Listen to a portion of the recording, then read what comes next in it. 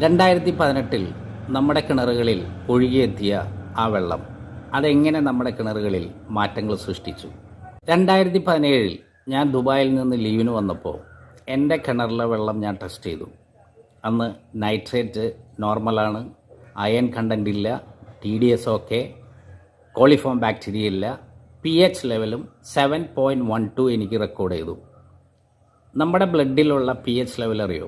7.35 to 7.45 means purity, the pure blood, pure water in blood.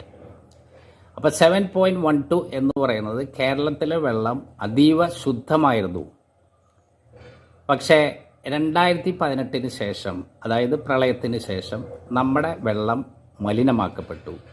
2024 ഞാൻ എൻ്റെ വെള്ളം test ചെയ്തു.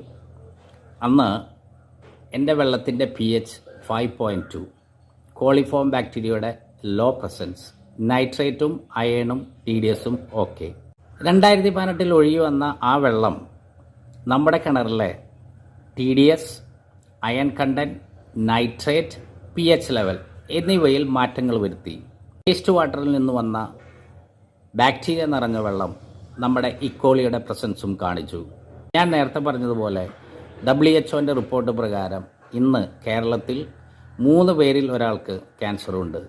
അത് സമീപ ഭാവിയിൽ ഒരാൾക്ക് ക്യാൻസർ എന്നുള്ള ഒരു സ്ഥിതിവിശേഷം ഈ കേരളത്തിൽ വരുത്തും. അതുകൊണ്ട് ദയവ് ചെയ്ത് നിങ്ങൾ വെള്ളം ടെസ്റ്റ് ചെയ്യുക.